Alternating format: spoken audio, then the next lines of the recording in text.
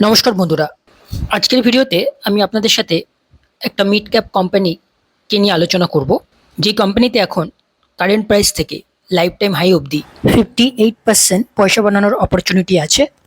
আপনি যদি স্টক মার্কেটকে আরও ডিটেলসে শিখতে চান একটা বিজনেসের মতো করে আপনার কাজের সাথে সাথে, এবং আপনি আপনার কাজের সাথে সাথে একটা second source of income create করতে চান, তাহলে এর ওপরে আমার একটা কোর্স আছে যেটা এখন 75% ডিসকাউন্ট আছে। তা আপনি চাইলে এটা চেক করে দেখতে পারেন। এর লিঙ্ক আমি ডেসক্রিপশনে দিয়ে দেবো। আর এই ধরনের ভিডিও যদি আপনি ফিউচারে আরও দেখতে চান তাহলে চ্যানেলটাকে সাবস্ক্রাইব করে বেল আইকনটাকে প্রেস করে দেবেন। Thank you. ভিডিওটাকে আজকে অবশ্যই পুরো দেখবেন, আশা করি এর থেকে আপনি তাহলে অনেক কিছু শিখতে পারবেন। সো আজকের যে স্টকটা আছে এটার নাম হচ্ছে এসবিআই কার্ড অ্যান্ড পেমেন্ট। এর যে বিজনেস আছে এটা ক্রেডিট কার্ডের বিজনেস। এই কোম্পানি এই বিজনেসে, এই ক্রেডিট কার্ড বিজনেসের one of the major leader আছে ইন্ডিয়াতে। এসবিআই ব্র্যান্ডের আছে, যেটা পাবলিক সেক্টরের সবথেকে বড় bank according to market cap. এর কাছে অনেক বড় কাস্টমার বেস আছে। নেক্সট আমরা দেখব এই ক্রেডিট কার্ড বিজনেসের ফিউচারে ইন্ডিয়াতে কতটা ডিমান্ড আছে। এর জন্য আমরা গুগলে গিয়ে সার্চ করব how many people use credit card in India and also how many people use credit card in others country. So ইন্ডিয়াতে 2019-এ এই সংখ্যাটা ছিল 5.5 করোড়, যেটা বেড়ে 2024-এ হয়ে গেছে অলমোস্ট 10 করোড়, মানে অলমোস্ট ডবল। তার মানে এর যে প্রোডাক্ট, এর যে বিজনেস, এর ফিউচারে ডিমান্ড আছে। তার মানে এর যে ডিমান্ড সেটা বাড়ছে আর ফিউচারে এটা আরও বাড়বে। যদি আমরা ওয়ার্ল্ড ওয়াইজ যে ডেভেলপ কান্ট্রিগুলো আছে তাদের সাথে যদি আমরা কম্পেয়ার করি তাহলে আমরা দেখতে পাবো ডেটা বলছে ক্যানাডাতে 82.74% পিপল ক্রেডিট কার্ড ইউজ করে, এটা 2021-এর ডেটা অনুযায়ী। ইসরায়েলে এই সংখ্যাটা 79.05, আইসল্যান্ডে 74%, Hong Kong 71%, Japan 69%, Switzerland 69%, south Korea 68%, Norway 66%, USA 66%, Finland 65%, Taiwan 63%, UK 62%, Austria 58.99%। তো যদি আমরা ডেভেলপ কান্ট্রিগুলোকে দেখি তো সেখানে অন অ্যান অ্যাভারেজ 60% লোক ক্রেডিট কার্ড ইউজ করে, আর ইন্ডিয়াতে এই সংখ্যাটা এখন 10%-এরও কম। তাহলে আপনি বুঝতে পারছেন যে কতটা গ্যাপ আছে আর এই বিজনেসের ফিউচারে কতটা গ্রোথ হতে পারে। এতে একটা ছোট চ্যালেঞ্জ এসেছিল, যখন ইউপিআই এসেছিল তখন সবাই ইউপিআই থেকে ডাইরেক্ট পেমেন্ট করে দিত, যেটা খুব ইজি ছিল। সো ক্রেডিট কার্ডের ইউজ তখন একটু কমে গেছিলো, বাট এখন এই প্রবলেমটা একদম নেই, কেননা এখন আপনি আপনার ক্রেডিট কার্ডকে ইউপিআইয়ের সাথে লিঙ্ক করে আপনি পেমেন্ট করতে পারবেন। তো আপনি পেমেন্ট তো ইউপিআই থেকেই করবেন, কিন্তু ইনডাইরেক্টলি আপনি আপনার ক্রেডিট কার্ডকে ইউজ করে পেমেন্ট করতে পারবেন, যেটা ক্রেডিট কার্ডটাকে আপনি আপনার ইউপিআইয়ের সাথে লিঙ্ক করে এটা করতে পারবেন। তো এখন এতে কোনো রকম প্রবলেম নেই, যে প্রবলেমটা আগে এসছিল প্রথমে। তো অ্যাকর্ডিং টু মাই ভিউ এই বিজনেসে ফিউচারে ইন্ডিয়াতে অনেক বেশি ডিমান্ড আছে, আর এসবিআই কার্ড এই বিজনেসের one of the major leader আছে। সো বিজনেস ওয়াইজ এতে তো কোনো প্রবলেম আমি দেখতে পাচ্ছি না।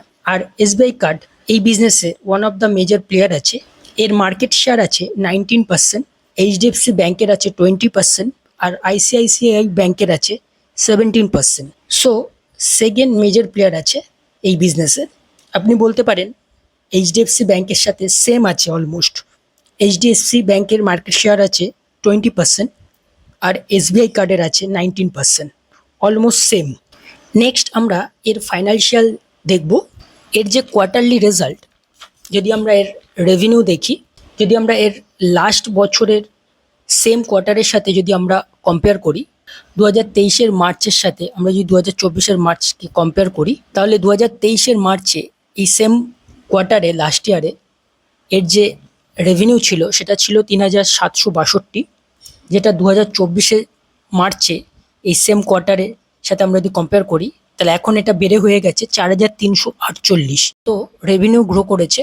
আর যদি আমরা লাস্ট 12 কোয়ার্টারের সাথে কম্পেয়ার করি তাহলে এটা সেকেন্ড হাইয়েস্ট এভার রেভিনিউ আছে।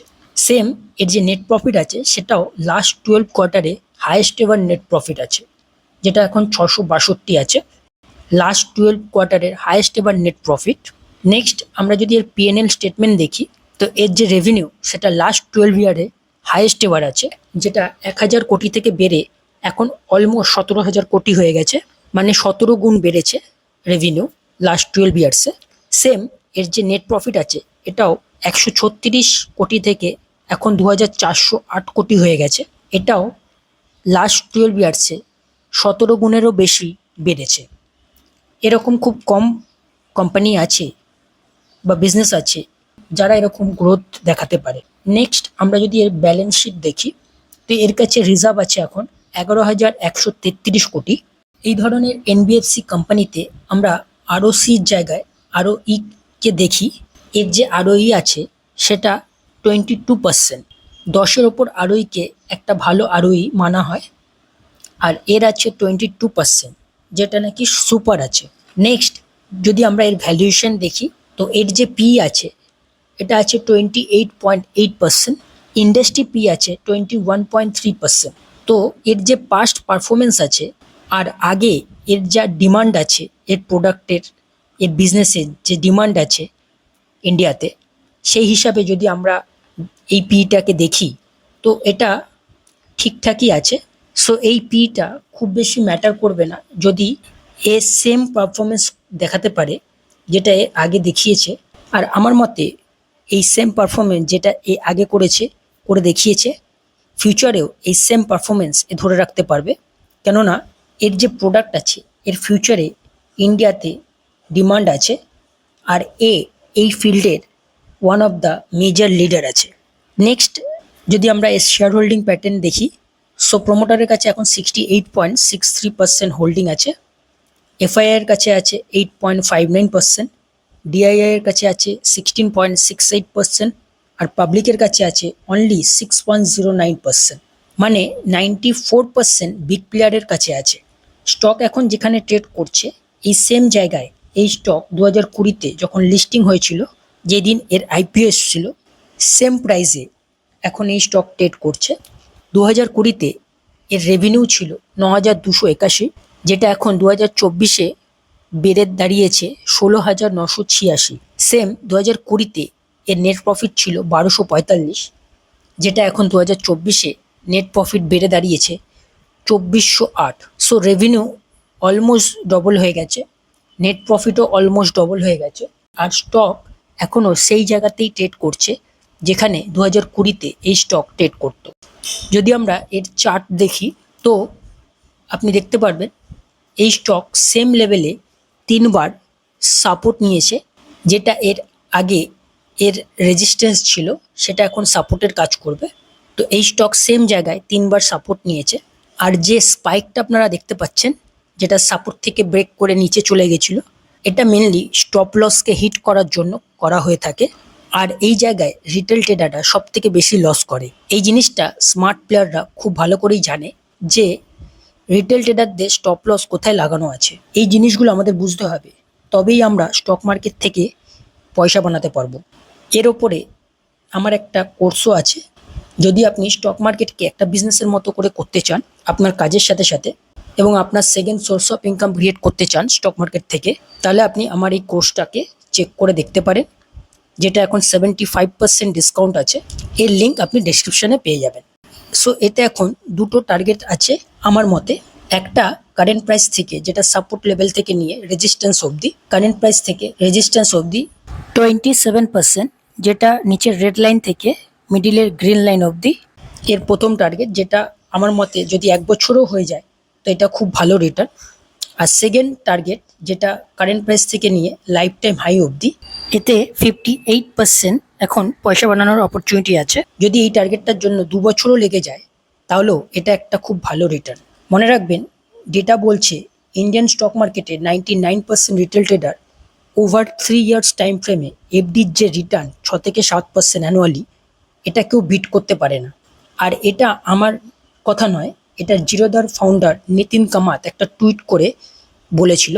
অলসো রিমেম্বার, কোম্পানি যতই ভালো হোক না কেন, একটা কোম্পানিতে আমরা সব পয়সা ইনভেস্ট করব না, আমরা ডাইভার্সিফাই করে ইনভেস্ট করব।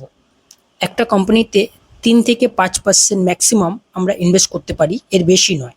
তো এতে আমাদের রিস্কটা অনেকটাই কম হয়ে যাবে। এরকম আরও 3টে ইম্পর্টেন্ট রুলস আছে যেটা স্টক মার্কেটে ইনভেস্ট করার আগে আমাদের অবশ্যই জানা উচিত। তাহলে আমরা স্টক মার্কেট থেকে আমাদের পয়সাকে লস করার হাত থেকে বাঁচাতে পারবো। সো এর ওপরে আমার একটা ছোট ভিডিও আছে, আপনি অবশ্যই এই ভিডিওটা দেখে নেবেন before investing in stock market. এর লিঙ্ক আপনি ডেসক্রিপশানে পেয়ে যাবেন। এই ধরনের আরও ভিডিও ফিউচারে আমি নিয়ে আসতে চলেছি। যদি আপনি এতে ইন্টারেস্টেড হন তাহলে চ্যানেলটাকে সাবস্ক্রাইব করে বেল আইকনটাকে প্রেস করে দেবেন। দেখা হচ্ছে খুব তাড়াতাড়ি নেক্সট ভিডিওতে। থ্যাংক ইউ, ভালো থাকবেন।